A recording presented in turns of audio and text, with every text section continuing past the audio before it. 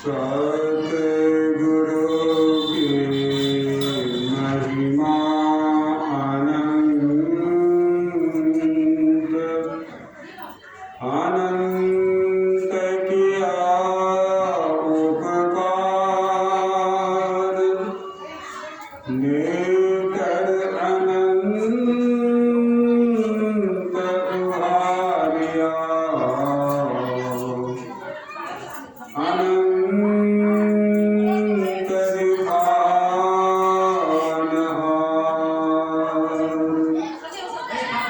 नेतर अनंत उहारिया अनंत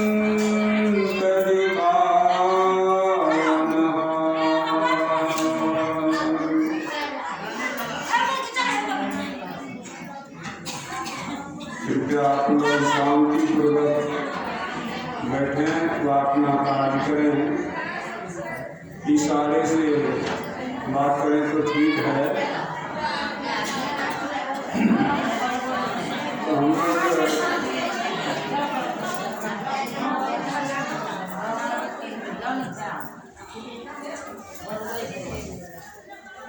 अभी पाठ के रूप में श्रवण कर रहे थे, जीवन मुक्त ब्रह्म पर चरित्र सुनहि कवि ध्यान, जे हरि कथान करई रति कीते ही पाषाण।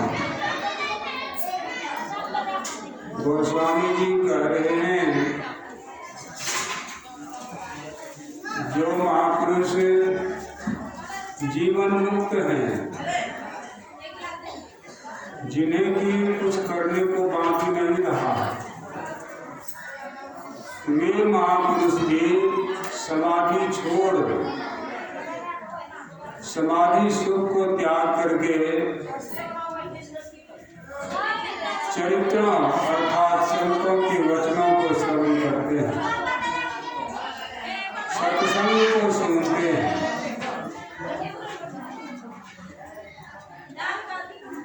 ऐसा सिर्फ गोस्वामी जी कहते हैं, सो बात नहीं। संत कबीर साहब भी कहते हैं, राम बुलावा भेजिया दिया कबीरा रोज, जो सुख साधु संग में सो बैठी। एक तो संसार से वे छोड़ करके चले जा रहे हैं, जीवन मुक्त हैं, राम का बुलावा आ गया, अब इस शरीर में नहीं रहना, मेरे धाम में चले आओ, जा रहे हैं। लेकिन उन्हें यह ऐसा होता है कि कुछ समय और रहते, सत्संग वचन को सुनते, साधु संतों का संग करते, बड़ा अच्छा होता। इसलिए संत कबीर साहब होते हैं, क्यों? तो अब साधु संग नहीं होगा। इसलिए नहीं होगा कि फिर से यह शरीर नहीं बनेगा। भगवान बुद्ध भी कहते हैं, ऐ संसार के बनाने वाले,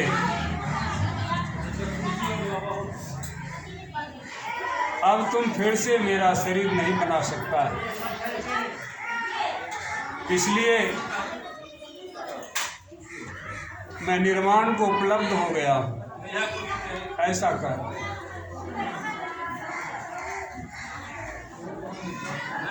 वे भी सत्संग के वचनों को सुनते हैं। तो हम मनुष्यों की क्या तुलना है?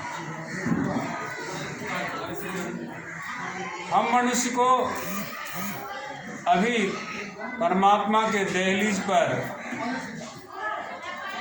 पैर भी नहीं रखे हैं।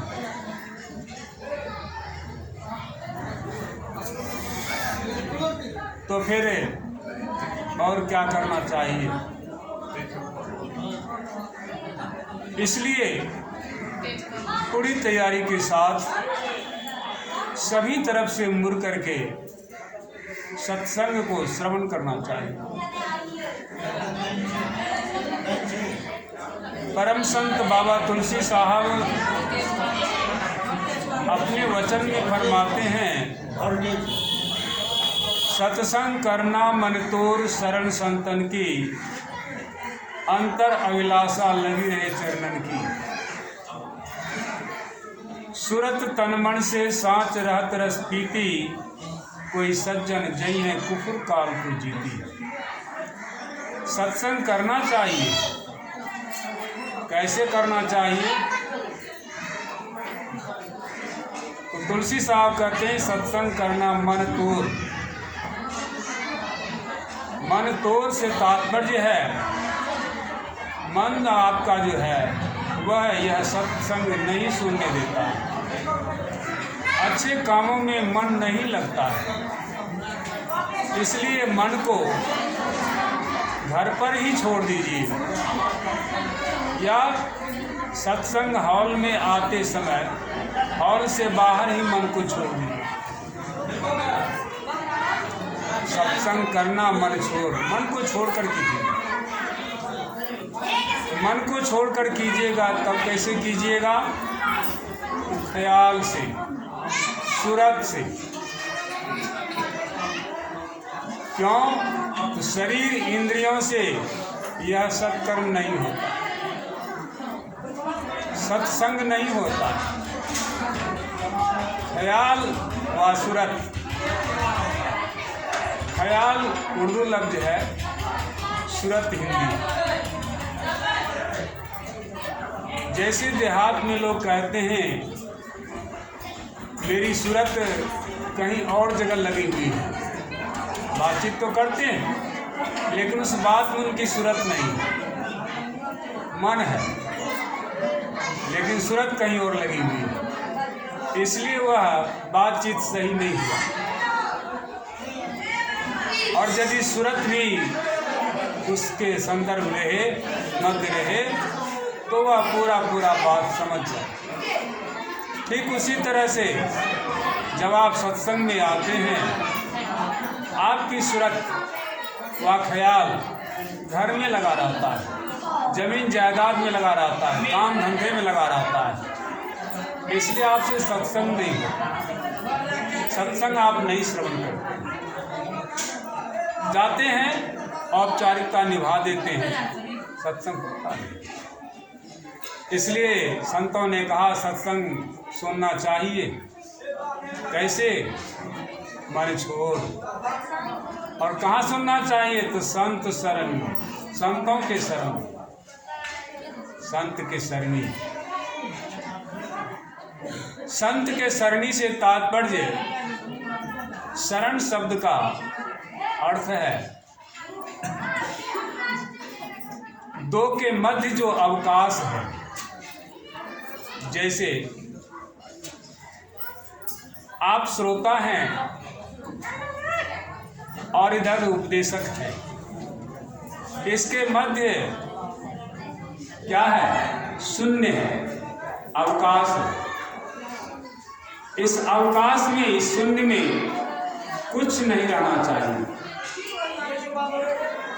आपके इंद्रियां भी नहीं रहनी चाहिए, सिर्फ आप हो। श्रोता वक्ता ज्ञान निधि, कथा रसिक हरिदास। हरिदास कौन है? गोस्वामी तुलसीदास जी महाराज के गुरुदेव हैं। ऐसे वक्ता हैं, कथाकार हैं, जो तुलसीदास को अपने तरफ खींच लेते हैं। कथा रसिक हरिदास, रस युक्त कहते हैं, जो सुनकर मुग्ध हो जाता है।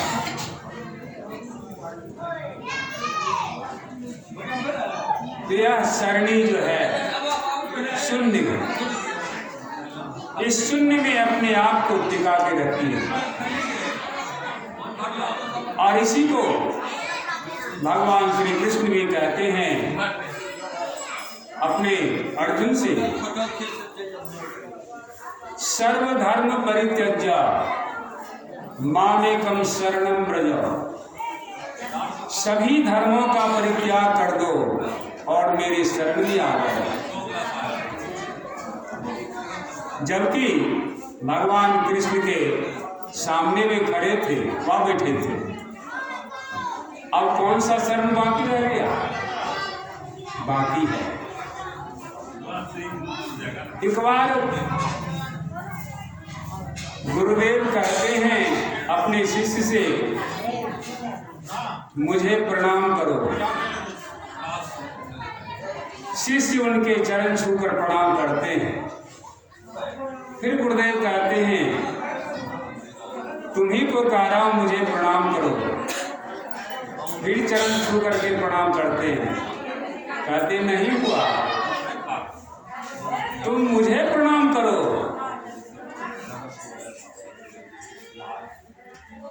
तो शिष्य कहते, गुरुदेव वह कला मुझे नहीं, मैं कैसे प्रणाम करूं?